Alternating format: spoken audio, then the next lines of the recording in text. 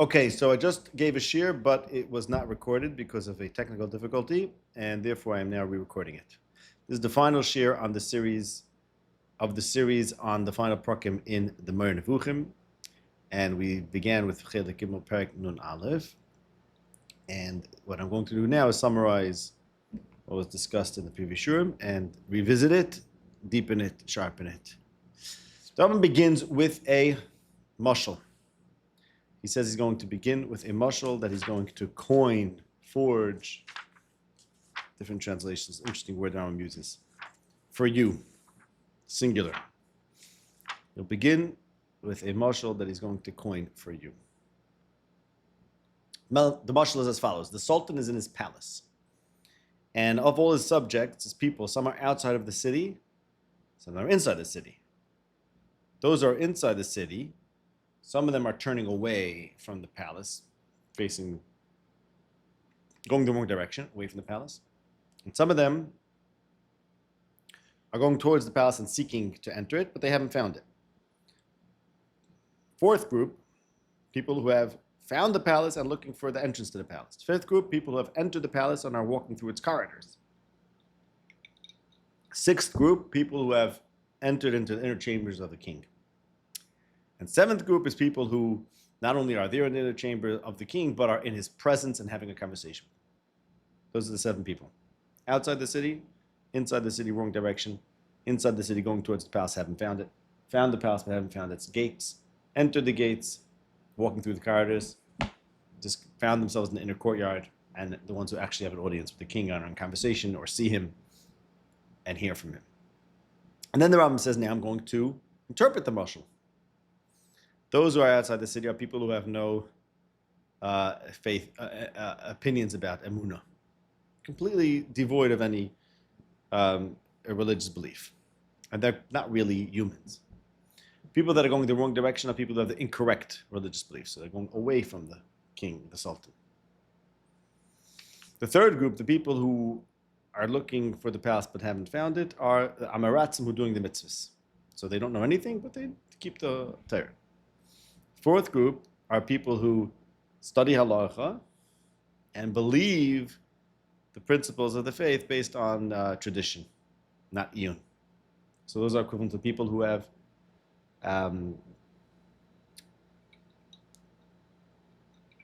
found the palace but haven't found the entrance to the palace. Fifth group is people who studied the fundamentals of faith with iyun, and just accept them, they were ma'ayin in them. Sixth group is people who things were proven to them and they reach certainty about divine matters. That's the sixth group, the equivalent to those who are in the inner chambers of the king. And the Rambam now shifts and doesn't talk about how to get to the seventh group yet. And here he says, then he announces, know, my son, talking to his student, that as long as you're studying mathematics and logic, you are of those people that are outside of the palace and seeking the gate. And that's why Yeshua said about Ben Zoma, Adayin Ben Zoma mi bachutz, he's still outside. When you begin to study natural science, then you've entered the palace, and you're walking through its corridors. And when you're in complete natural science and you understand metaphysics, then you're in the inner chamber of the king. Okay. So, and then he moves to the seventh level. He says, and those who, after they have certainty in metaphysical matters, think about nothing but for Hashem, and they turn their minds away from everything else, that's the level, the rank of the Nevi'im. Okay? So, as we discussed, the Rambam does something very interesting here before we get to the tension or the conflict between what he first describes and then in terms of the various steps, and then when he shifts to his student and tells him what he has to do. Just taking the path that he describes. Amaratzim do mitzvahs, people who study halacha and accept Yisaidis, people who are ma'ayin in the Yisaidis, and people to whom the Yisaidis were proven. Those are 4, 5, and 6. And that brings them on the threshold of category 7, which is being a Nevi'im. Right there, the Rambam is seemingly giving a path towards Nevuah, which goes against what he says elsewhere in the Sefer, in Aleph Lamed Daled. In Aleph Lamed Daled, he says, if you want to reach Shlomo Anushis, you must study mathematics and logic, and then natural science, and then metaphysics.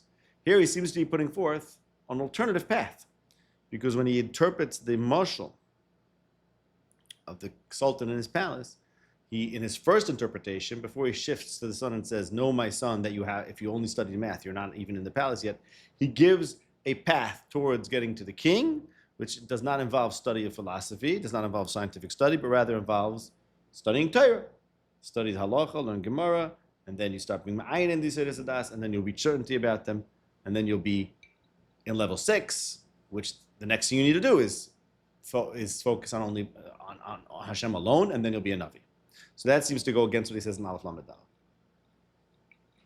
which is that if you want Shleimus Anushis, you have to go through those steps. So what we explained is, and that when the Rambam says in Aleph Lamed Daled, that if you want to reach Shleimus Anushis, human perfection, you must go through those steps. That does not mean that there's no other way to reach Hashem. What that means is that the only way to reach human perfection is to go through that steps. Something very specific. Human perfection means perfecting the nature of the human being. So it's an Aristotelian idea that everything has an essence, and we can know what that essence is. And once we know what that essence is, we can know how to perfect that essence. We determine that the essence of a human being is his reason, is his ability to think. And therefore we say, you want to perfect your humanity, which is in itself a very important thing. Forget about Hashem for a second, not about Hashem. You want to be a perfect human because a human has a certain essence. According to Aristotle, the Rambam accepts that. So, and that essence is being reasonable. Man is a rational animal. Therefore, when the Rambam says in Aleph Lamed Daled, anyone who wants Shleimus Anushis has to study math, science, etc. He's not saying this is the only path to Hashem. He's saying this is the only path of Shleimus Anushis. Perhaps there are other ways to get to Hashem. And this Shem Tov Falquera in Aleph Lamed Daled speaks this out. We discussed this last week, that there are some people that can reach knowledge about things without going through the steps of reason. And those people are not really human. They're superhuman. Maybe they're like angels. There is such a thing. But that's not Shleimus Anushis, because they're not perfecting their humanity. Perfecting your humanity, your God-given humanity, your God-created humanity, is to perfect your powers of reason. And therefore the Rambam says in Aleph Lamed Daled, if you want human perfection, you have to go through the steps of perfecting your reason. Truly, though, there is another path, and that other path is represented here in when he gives the interpretation of the mashal and says, okay, we have this mashal approaching the king, steps 4, 5, and 6, before he turns to the son and tells him, you're outside unless you studied science. Before he turns to the son, he's giving an alternative path to reaching Hashem, which does not involve perfecting your mind through reason. It involves obviously studying Torah, but not involve perfecting your mind. Okay, but the truth is, and we started talking about this last week, and now it got much sharper to me, that there's a tension over here, and really a contradiction. A contradiction. What's the contradiction? Rambam gives the mashal. Okay, remember the mashal is Sultan in his palace. There's people outside the city, people inside the city, people approaching the palace, people who made it into the palace, people get it into the inner room, and people in the audience of the king. And then he goes through what those people are: having faith, having the wrong faith, doing the mitzvahs, studying halacha, studying the Yisaidis, having clarity about the Yisaidis. Those are the first 6. Then he says, "Know, my son, that that as long as you've only studied math and logic and haven't yet studied natural science, you're not inside the palace." So this is a contradiction to what he just said. It's a contradiction, because he just said that you get inside the palace by studying the Yisaidi Hadas Be'iyun. You don't have to study natural science. And now he tells the son, the student, that if you studied only math and logic and you didn't progress beyond that to natural science, you are no longer you are not considered to be inside the palace. So it's a contradiction. It's a contradiction, but let's be clear what the contradiction is about. Contradiction is about whether, in this parable of the sultan in his palace, whether a person who studied the religion, Be'iyun, but didn't take the philosophical path, he learns Agarata, and he learns Nevi'im, and he thinks about what they're saying, and he asks questions about it, whether he's considered to have entered the king's palace, in terms of the parable, that is. Like, is that a true meaning of the parable? The Rambam says this is the meaning of the parable. And then, first he says it is, then he says it's not. Know, my son, that you're not truly in the palace. That is a contradiction. But we have to suspend our interpretation here and see what it says in the chapter. So what does it say in the chapter? Rambam says, I'm going to coin a parable for you. And then he says, I'm going to tell you now the interpretation of the parable. And then he says, no, my son, that's not true, that the interpretation is not true. So it's not really a contradiction here. The Rambam said, here's a parable, here's its interpretation, and then he said, no, my son, that interpretation is not true. Well, what does it mean that something is an interpretation and then to say it's not true? Okay? So, but let's be clear about this. What exactly it's a very subtle thing, like I said before. We're talking about a contradiction about whether something's an interpretation of a parable. So what would it mean for something to be an interpretation for a parable? The Rambam says a parable. What's a parable? There's a sultan in the palace and the city, the whole thing, right? When he says then, I'll tell you the interpretation of this parable. Here's what he's not saying. He's not saying, here's what I want you to think about. Maybe I want you to think about something else. He's telling you that this parable reflects a certain meaning. What does that mean? If you would tell this parable to 99.9% of people, they would say, so some people don't have any belief, they're not no shaykhs to Hashem, some people have some belief, some people are at least doing the mitzvahs, some people are studying the Torah, so they're getting closer. Very few people would say, the meaning of the parable is math, and then there's science, and natural science and metaphysics. Most people wouldn't say that. So therefore, this is by definition automatically a meaning of the parable. Not that this is what I want you to think. This is a meaning of the parable. It's like when you create a parable, it takes on a life of its own. Because a parable is something that's meant to evoke certain things in people. Right? A parable is not... He didn't say the Rambam could have not done a parable. He skipped the whole parable. But no, it's important that to be a parable. Now, once there's a parable, parables speak for themselves. And in the context of we're Jewish people, we care about the Torah, we know what Hashem wants from us, He tells us to study the Torah, He gives us the mitzvahs. Therefore, any parable that's going to be about a king and getting close to the king automatically is going to take this meaning. And then you could say, well, yes, there's that meaning, but da b'ni, that meaning is insufficient. So that's the first step. Then the question becomes, okay, well, why give a parable which automatically leads to a certain meaning? Because, of course, it's taken that way, but that's how people will hear it, or that's what's going to evoke in people's imagination, because that's what parables do. They arouse a person to think of certain things, and then say, but that's not sufficient. Okay. So I want to bring up what we had in the beginning of the Moreh Nevuchim. The beginning of the Moreh Nevuchim talks about that what's so important to understand what the Torah is all about. The Nevi'im is to understand the power of Mishalim. And there the Rambam brings a mashal about Mishalim. The Chazal say that Shlomo HaMelech, who made Mishalim, was similar to a well, which had in it cold and clear water. And no one could access it because they didn't have a rope long enough to reach the bottom of the well. So a wise man came along and he tied one string to the next and one rope to the next. And that's how he was able to reach to the bottom of the well. So too the Divrei Torah until Shlomo came along were like this inaccessible, amazing water, but inaccessible to people.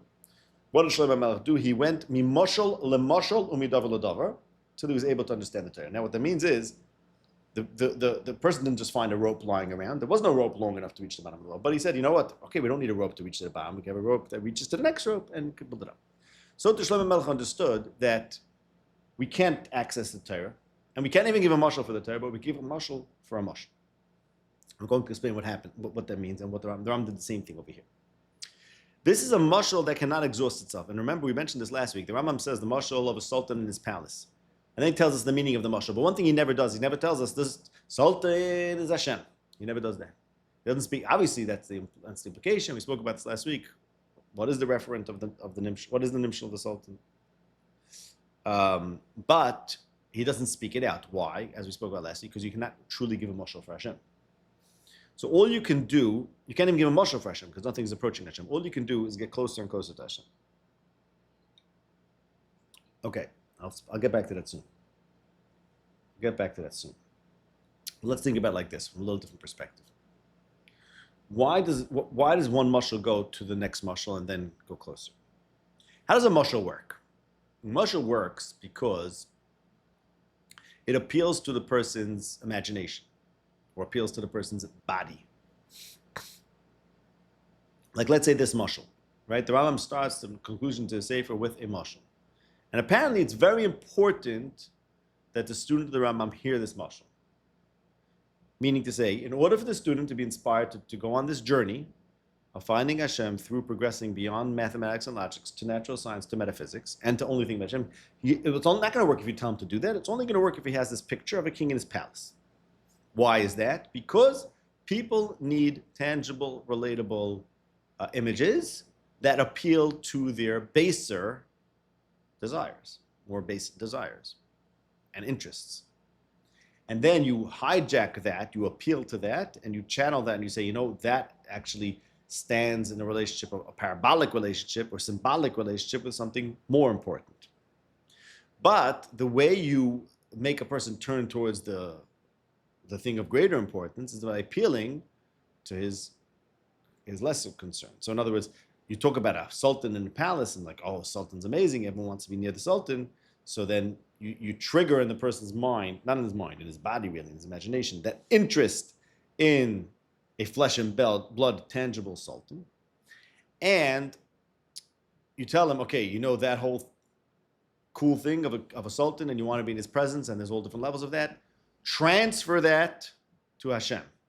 Now, you're doing something very interesting because on the one hand, you're telling him transfer it to something that's not tangible, of higher truth, more important than the sultan. On the other hand, you're telling him that it's because you care about the sultan that you should start caring about Hashem. So every mashal is really pointing in two directions. You're hijacking, you're utilizing the fact that he thinks, let's say, that something tangible is more real than Hashem, to make him think about the thing which is Hashem, which is actually more real than tangible thing. Okay? So, therefore, what happens is, you cannot jump straight from the mashal to the most abstract meaning. Because the mashal works for being tangible, for appealing to something concrete. And therefore, when you tell someone, let's say, okay, there's a king in his palace, the best you could hope for is that he's going to take it to the first level of abstraction. Say, just like there's a sultan in his palace and we want to get close to him, so too there's Hashem and he commanded us things and we want to do what he says. The idea that so too there's Hashem and therefore all we have to do is think about him, which is the big teaching of this whole parak, that's so removed from the mashal of the sultan in the palace that you cannot get there in one step. You have to first interpret the mashal to mean, okay, learn the Torah, learn halacha, learn the Yisod das B'iyun. After you do that, you can say, okay, now I'm going to give you another interpretation. And then what happens is like this. The first nimshal of the mashal is actually a mashal. It's a mashal for the nimshal. So what does the Rambam teach us all the time? When you have a stira, and the Rambam says, you have a stira in the Torah. It says A and it says not A. So one of the answers is, well, A is a mashal. And the same thing over here, that's what happened in the Rambam. He says first that now I'm going to tell you the meaning of this mashal. So before we said, that's how people hear it. But now I'm explaining to you that it not just happens to be that that's how people hear it. And the Rambam unfortunately gave a mashal, which by the way, people are going to hear a certain way. The fact that people will hear it that way is how this mashal works. Because anytime a mashal will be heard a certain way, that is going to be the first station that the mashal can take you to. You can't go to the most abstract station that the 1% of people will hear it. Because even that elite person is also a regular person and also hears it first in the hagshama kind of way, which is the only reason why the mashal works. If he'd be such an elite person that doesn't need mishalim, we wouldn't even have to talk to his body. He's like everyone else. He's also an embodied person. So the mashal appeals to him as an embodied person. And the most you could do is take it one step away from the first step, the concrete actual the king, the sultan in his palace, and tell him, okay, serve Hashem through the Torah. That's one step away, through the stunning the mitzvahs. And then you can tell him, by the way, what I just told you, that the nimshal for the mashal is iyun and halacha, iyun and yisod das, etc. That's actually not true. That itself was only a mashal for the true nimshal.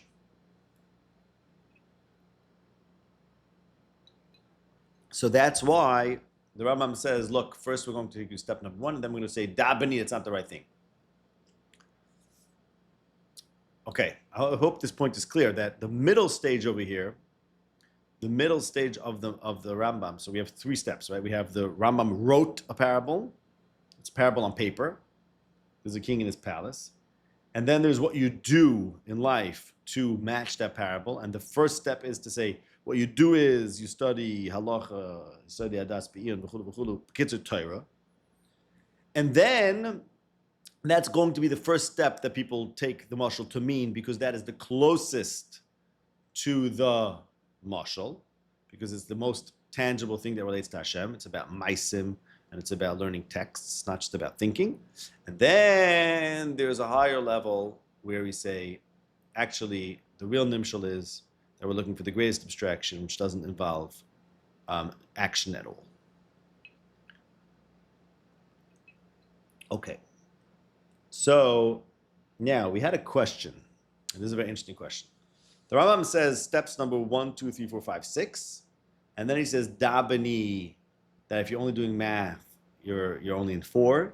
When you do natural science, you're in step number 5, and when you do metaphysics, that's when you progress to 6. And then he says if a person, after he has clarity in divine matters, turns his mind from everything else and thinks only about Hashem, then he's a Navi. So we had a question, and this is not clear to me. Does the Rambam hold you can jump from step number 6 of track A, the Torah track or halacha track, we can call it? Does he hold you can jump straight from that to Nevuah? And the way I started this year, I said, yes, he holds that there's a kind of knowledge of Hashem that you can have, which is not Shlemus Anushis. Okay, and that may be true, maybe not. The way we're saying it now, maybe not.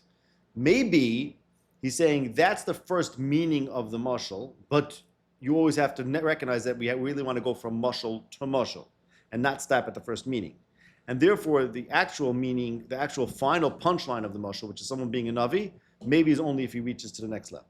But it's also possible that a person can even become a Navi through the first path. And then, possibly, the one who the Rambam, the ben of the Rambam, the Talmud of the Rambam, that the Rambam wants to take the path that's Shlemus Anushis, the path of perfecting its reason, he will say, okay, the first person is a Navi, but in the second person's language, you wouldn't be called a Navi. In other words, Navi is via Shem Shutuf. Navi means two things. Navi means someone who's a Navi through the first path, purely Torah, never cracked a science book, let's say.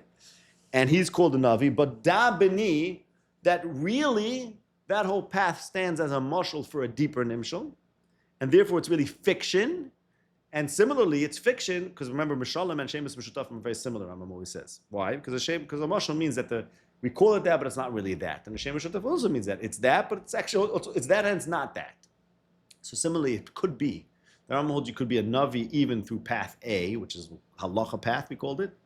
But the one who's doing a Navi through the science path, which is the way the Rambam wants you to do it if you're a student, because that is the path of human perfection, he would say, yes, that guy's a Navi, but that's only because I use the word Navi to mean two different things. There's a Navi who reaches it through Shlemus Anushis, and that's a truer Navi, to whom the person on the first path really stands in a way as a mashal for what he should be.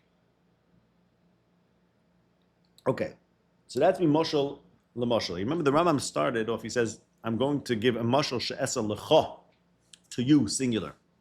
In other words, to the singular, to the individual, to the Talmud.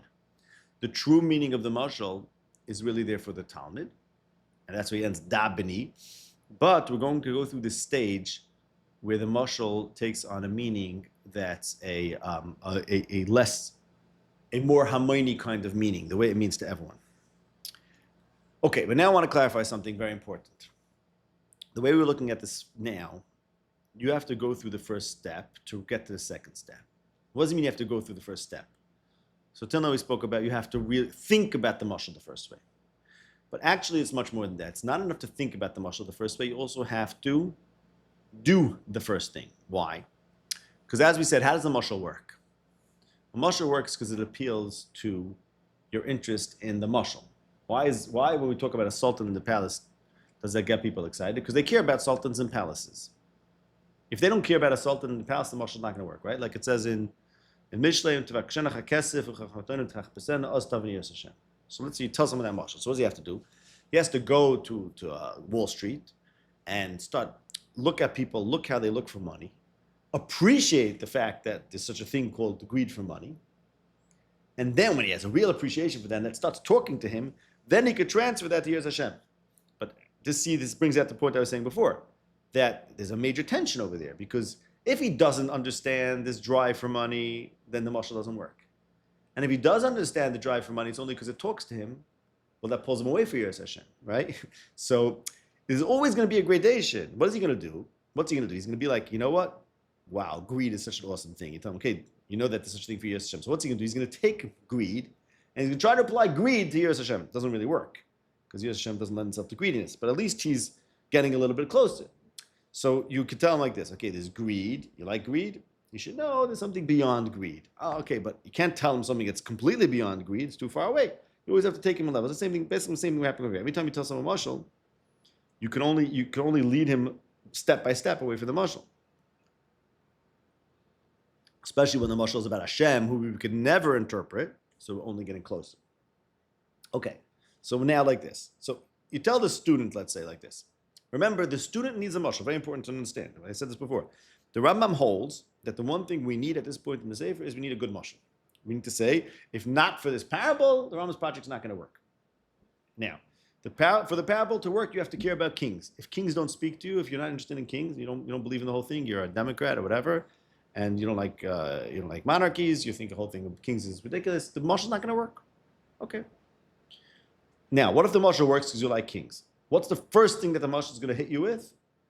Just like there's a king in his palace, so too there's Hashem, and he gave us a Torah, and the Torah has mitzvahs, and the Torah also has ideas, and we could study the mitzvah, we could study the ideas. That's the first path. What if you're a person that is not interested in doing that? You only want to study mathematics and science. Then you're stuck. Why? Because the mashal works because it first strikes you in the intermediate path, which you do believe in, you do appreciate that. And then, because you appreciate, therefore it's meaningful, because you appreciate studying Torah, studying halacha, and studying Iyun B'Yesod Sadas, therefore, and only because you appreciate it, can that study now stand as a mashal for the deeper thing, which is studying science. In other words, the Rambam really wants you to study philosophy. That's really what it's all about. Really, the real nimshal is know Hashem. And knowing Hashem means mathematics, natural science, and metaphysics. But he thinks you need a mashal for that. Why do you need a mashal for that? Because we are embodied people. And embodied people, it's very nice to have an idea in theory, that in theory I should just think about Hashem all day long. But unless I have an embodied image of that, a kind of concrete image of that, it's not going to last, it's not going to speak to me. So Rambam gave us an image.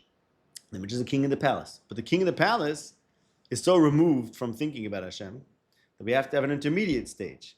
Intermediate stage is Hashem gave us a Torah. So it's like he spoke to us. It's like he gave us commandments. And you can think about it like, engaging in his commandments is similar to the literal person in the story who's getting closer to the king's palace.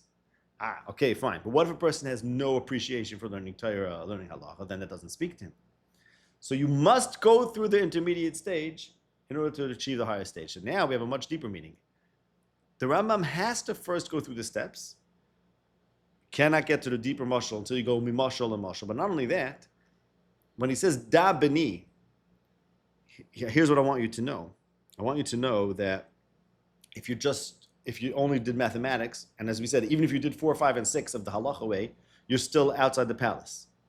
You only know that after you went through 4, 5, and 6 the halacha way. In other words, you can only unlock the deeper nimshal after you embrace the more shallow mashal. And I think this is a very interesting fact. In other words, it takes someone who learned Kol Torah Kula, who could then say, this is pointing towards something greater. But you have to first have that appreciation for Kol Torah Kula to realize Kol Torah Kula is appreciating to something to Das Hashem, or the Rambam's Das Hashem, in other words, but that's the tension. It's because you appreciated the Torah as something not philosophy, that the Torah has this erech, and now speaks to your dimyan, again, because of the erech you had for it, it speaks to your dimyan and tells you, this is pointing to something greater. So that's the steps Rambam's doing. He's saying like this. So it's not just that he gives a throwaway mashal And then he goes, mashal, or like we started off and said, okay, it's a throwaway because this is how people are going to understand it. And then we said, no, it's not just people are going to understand it. You have to proceed conceptually with mashal. Now we're saying not just you have to proceed conceptually, you have to actually live the first nimshal. Because what Rambam did was he wrote a mashal on paper, and then he described how that mashal comes alive in people's life, right? And then we learned that the way the mashal came alive in people's life itself stands as a mashal for the deeper nimshal. Unless the mashal comes alive in your own life, unless you appreciate the first set of the nimshal, which is studying halacha and learning Torah b'iyun, you're never going to have a mashal for philosophy. Someone pointed out in the shir, which we lost the recording of, it's a great thing to repeat, that this is why Aristotle didn't become a navi, according to this thinking, because he didn't have a mashal. Because he knew that it's so important to philosophy, but knowing something is so important without having the good mashalim for it is not going to work. And the good mashal for it requires an intermediate between a king, that Aristotle had kings, and Aristotle had philosophy, but he didn't have that middle thing, which is the Torah. So the Torah is like a mashal for chachma, way of saying it now, or philosophy. And this answers a stira we asked. There's a major stira between the Mishneh Torah and the Mishneh Torah, which I think is the greatest stira between the Mishneh Torah and the Mishneh Torah. I think it's like, in a sense, the only one, but now we have the answer. In the Mishneh Torah, the first parak of Mishneh Torah are a description of Ma'aseh Bereishis and Ma'aseh Merkava. And then the Rambam ends and says, but you can't study these things. You cannot stroll in the paradise until you fill your belly with meat and bread. Lechem and basar means iser v'heter halacha. And therefore, let's go learn Mishneh Torah, let's go learn halacha. 996, next parak. So, what does it take in order to learn paradise, according to the Mishneh Torah? Halacha. If you look in the Moreh Nevuchim, there's no mention of the need to learn halacha, except for here. That's exactly what we're getting to. But if you look at, let's say, Chilik Aleph Perek Lamed Daled, he says if you want Shleimus Anushis, you need to study math, logic, math, natural science, and metaphysics. Physics and metaphysics. No word about the need to study halacha. And in the Mishneh Torah he says only halacha, and in the Moreh Nevuchim he says only philosophy or science. What's the Rambam saying in the Mishneh Torah? The reason why you study halacha is b'pnei shehein hamiyashvim daita shel adam tchilos. Now, according to what we're saying, it goes like this. In order to have the mashal that's powerful enough to make you dedicate yourself to studying logic, mathematics, science, physics, and metaphysics, you need to first have the commitment to Torah, which is miyashiv your das, and gives you the kind of appreciation for Hashem as king, not quite like a flesh and blood king, and not quite like what the real conception of Hashem, which is the nimshal of that, but you need this to create the mashal for that. So basically, da b'ni, you can only say da b'ni, you have to make sure to study after you told me the halachic mashal. And this here in the Moreh, here in this parak is where the Rambam is basically saying what he says in Chesed Parak Daled, that in order to learn Ma'aseh Merkava, you have to first learn halacha. But now we know the reason. Truly, Ma'aseh Merkava requires study of science and philosophy. But no one will dedicate themselves to the study of science and philosophy in order to reach Hashem unless they have a mashal for that. That's called premise of this parak. We're not going so much into that, but the premise of this parak, I have to want to repeat that. The premise of this parak is that it's important that there be a mashal, because otherwise someone would have made a mashal. This is the climax of the Sefer, is a mashal. Why? Because mashalim are very powerful, which is the biggest teaching of the whole Sefer. And as we're learning, it's not just enough to have a mashal of a king in the palace. That mashal has to first transfer to the study of Torah. So you have to study Torah and live the mashal of the king in his palace in your life. And then when you live it, that points you towards a even greater hasag of Hashem, which is the true Ma'aseh Merkava. Meaning it's Ma'aseh Merkava, and it's the true ultimate meaning of the mashal. So like everyone needs this, and Rambam himself needs this. People like to ask a steer between the two Rambams. What was the Rambam all about? Was he a philosopher? Was he a Bal Halacha? And it's like this schizophrenic Rambam. Rambam Nevuchim, Rambam Mishneh Torah. The answer is now we know. Everyone who asks this kasha forgot the Rambam's big teaching. What's the Rambam's big teaching about kashas, about steeris? Mishalim. Mishalim answered the steeris. And this same steer that people like to ask about the Rambam, wait, Aron Chap, does he care about philosophy? Does he care about halacha? The answer is right here in this parak.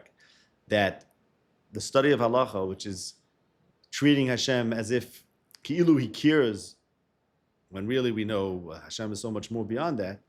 The reason why it's so important is gufa because we need mishalim. And the mashal for focus on Hashem and do nothing but for focus is do things for Hashem. Actions. Rambam says similar things in mitzvahs. The purpose of mitzvahs are to stand the symbols of turning towards Hashem. He says some in this parak. But that's what we'll end with. So I want to say like this. Shem Tiv says, I mentioned this one I think in the first year. Shem Tiv, the Mefarish in the Rambam, not Fakwera, the one on the side of the Meir, says this parak is very important. It's an amazing parak. And then he says, but some of the Chacham Harabanim said the Rambam couldn't have written this parak. And we should be going to it and really better to burn it. Yeah, that's what he says. Why? Because here in this parak, the Rambam says that studying philosophy, people who study philosophy are greater than people who study Torah. But I think he misunderstood the parak because he was reading it as, first the Rambam says studying Torah, and then he says, you should know if you study philosophy, if you didn't study natural science, you're not even inside, right? So, what do you mean? So he's saying, what do you mean? That's more important than studying Torah. The answer, according to what we're saying, is that Rambam is not saying that's the replacement for studying Torah. He's saying it's after the study of Torah. The Dabani must follow after the first mashal. You have to study Torah. And after you study Torah and you're up to the point where you could become the Rambam student, what does it take to become a Rambam student? To be a Baki in Shas, learn the whole Mishneh Torah. And now you have the mashal that the Rambam can tell you now that you appreciate the mashal, you appreciate the thing which stands as the mashal, therefore now you can have a mashal to take you to the next level, which is the true Das Hashem of that the Rambam is leading to. But again, I want to just say this mamash point again. You cannot do it without the mashal. This is the key point. We could say in theory that all we want you to do is think and all we want you to do is reason. And that is true in theory. But in practice, the way that works, the way people end up doing that is because they have a mashal that leads them to that. And that's the Rambam. That mashal is first a mashal on paper, sultan in his palace, and then it's a mashal that's lived and experienced through the first set the Rambam brings you through. And then once you go through that first set, then you can say, you know what, that whole business that you're doing till now is just a play. Not just a play, it's a play which you need. And you need it so that I can tell you, da b'ni, it's all meaningless unless it leads you to something else, because it itself stands as a mashal. We will end with that.